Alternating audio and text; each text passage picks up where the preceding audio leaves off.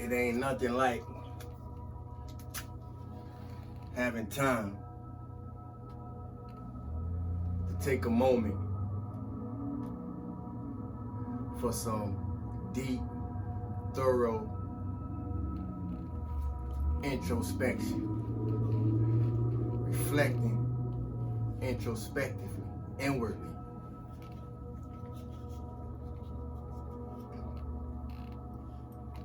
All that we done made it through. All that we done made it through.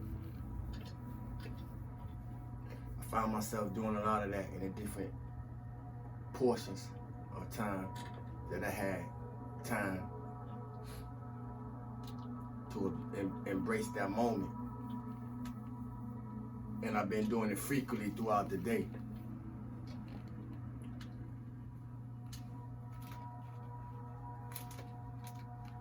And it's healthy, regardless of what come up. It's healthy.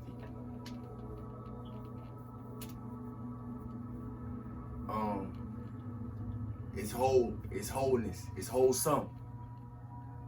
Before it's wholeness, it's wholesome.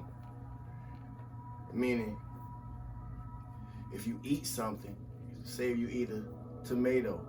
I think tomato contains a nutrient called lycopene or something like that. It's just an analogy. And the body keeps the nutrients that it needs. It releases everything else. So the fruit, the body retains what's wholesome from the fruit. That's what I want to key in on. Wholesome, what's wholesome from the fruit. And then turns it into something. And then our intake makes it wholeness for us. Wholesomeness appears before wholeness, or wholesome is the way to get to wholeness. And why am I pointing that out? Because I drop a lot of jewels whenever I have a dialogue, whenever I have a conversation, regardless of who I'm having a conversation with. My life is ritual, not routine. And what that means is there's no special spotlight on any specific portion of my life. My life in entirety is sacred to me. So when I say wholeness, it's coming from a place of meaning healing, but healing concerning everything, not just healing concerning the parts where we only feel healing is necessary. Because a lot of us, when it comes to spirituality, when it comes to religion, for those who exercise in the traditions of man, and for those who embrace a concept of God or divinity, we usually only apply God or divinity to the parts of our life that we feel okay with. But what about the parts of our life that ain't okay? See, when I say wholeness, wholeness accounts for everything, you know, wholeness. Because if you unholy in your wholeness, that means it ain't a part missing, you see? And it's a lot of us that be acting like we whole and we heal, and we still got holes in our aura. Our frequency ain't right. Our vibrations ain't right. We got dark clouds over us and don't even know it. Cause ain't nobody saying nothing to us about it. We gotta stop accepting what we see when we know what we see. Real is overrated. I got a verse in the song where I say I don't even use the word real no more, because to me the realest niggas are really whole. The realest people are really whole, not whole in meaning derogatory applied to women, just recklessness in how we use our energy, you know, and how we just give it away. We hoish in how we use our energy. So real is overrated to me. Most real ones ain't real no more when the real one come in the room. How many of y'all don't notice that? All the gangsters who think they gangsters are on that mentality until a real one come in the room. The baddest chicks until a real one come in the room. So we can apply this anywhere, in any aspect of our life as we wish. Most real ones ain't the healed ones. And this is seen when the real one, a healed one, come in the room, or presence is made felt. We hide behind all kind of we hide behind all kind of shit in the name of real. If y'all true in the space that y'all living from, y'all know I'm telling the truth. The reason why I wanted to make this a topic, because in the things that I was shown, I'm still talking about time. You know, the Spirit is always using me with the concepts of time, because I really don't live in time. I'm only here for those who ain't figured out why they here. Outside of that, I figured it out. I hold the key. I hold the key for me. There's many people still looking for the key to them. So I'm a reminder. Because nobody was real enough to tell me the things that I needed to hear. They told me what I wanted to hear. Nobody was real enough to tell me what I needed to hear. And nobody was real enough to tell me the things that I told them. Now y'all that don't know me personally may not feel where that's coming from. But anybody who come across anything, any of my work, where any of my artwork, because this is like artwork to me. Anybody who know me that's following my artwork or following my footprints, they know. Nobody was real enough to tell me the things that I told them. Real is overrated. And that's the real truth. I want us to remember that. I want us to see ourselves in that. Because I know it's showing us some things. By me saying some things, I know it shows us some things. I function just like y'all. Though I don't consider myself human, I am in human form. And what I'm operating and navigating with and from. But, so I know, as y'all see, I see. As y'all feel, I feel. I use the same utensils and the same organs. I also see more and more that my energy can coexist.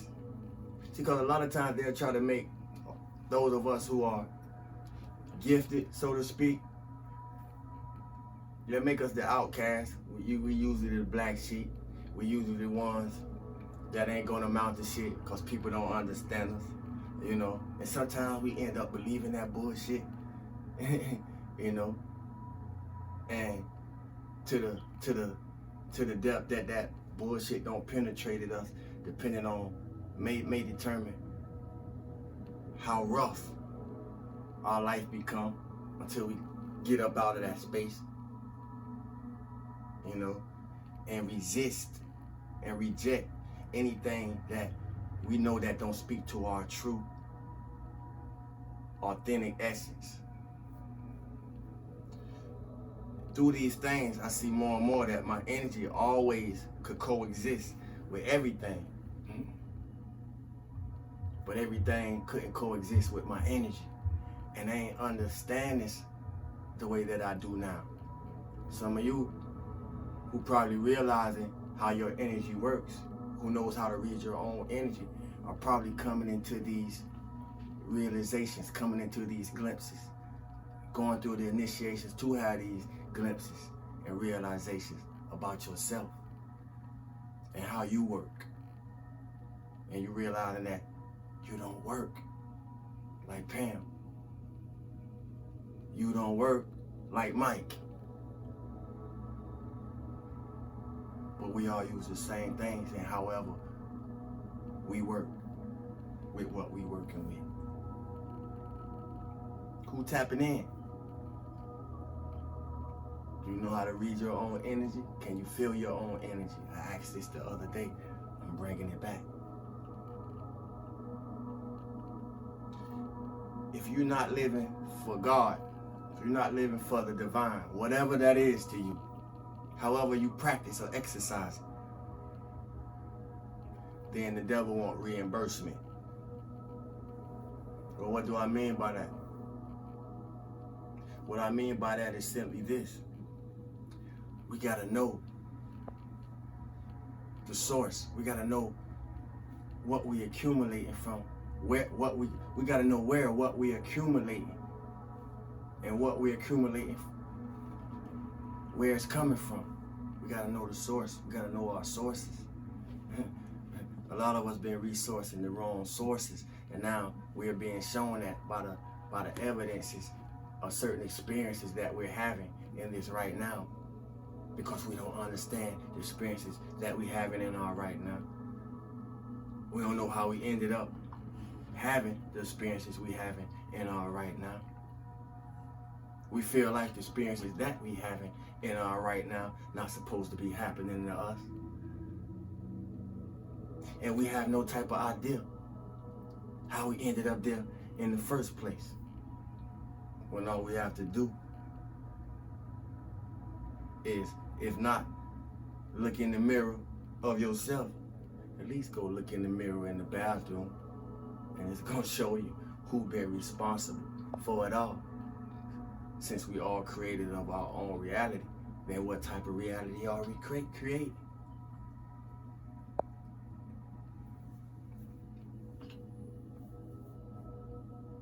I remember a time when the thought that I was falling apart, because I could feel it. When the world thought I was falling apart, they ain't see how God was allowing me to fall in place. Allowing me to go through the things to put myself together back again by the things that I don't allow to tear me apart in the first place. Who I'm talking to, who I'm talking for.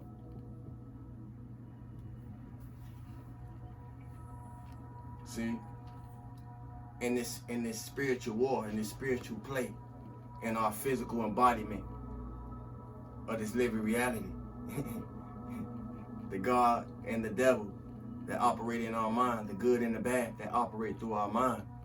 Because y'all don't heard me say, if you control your mind, you control the devil. So if you control your mind, you can control your God too. Huh? I know somebody hear me out there, but I want us to remember this. When it's in contradiction to you, when it's in confliction to you, when it's in opposition to you, not the you that you look at when you look in the mirror, but the you that you have to face when you deal with yourself. The devil always gonna try to get you to do what you ought to do. But the divine aspect of you, the God part of you, gonna whisper what you need to do. So we gonna have to know how to listen. I ain't got much time, but I got a little bit of time. Y'all got time today, but I ain't gonna take too much more of it. My point is what we doing with it, because that's what's gonna matter. Our experiences has equipped us with all the necessary tools to make better experiences for ourselves and those around us with whatever time we have left. It's a choice. We got everything we need within us. And for many of us, it's still some work to do. And for most, it's a whole lot of work to do. But my message for us who are doing the work, and consistently, diligently, sincerely, genuinely, authentically, always look for better ways to bring out whatever you're working with even more better. Help people who haven't got there yet. Recognize what they're working with and put what they're working with to use. Each one teach one. Each and every one of us carries something within us. Each and every one of us carries something within us that somebody else, if not need, can use or benefit from. As crazy as it sounds, whatever we go through, whatever we going through, and whatever we ain't been through yet, we gonna need it to get wherever we going. Don't second guess yourself.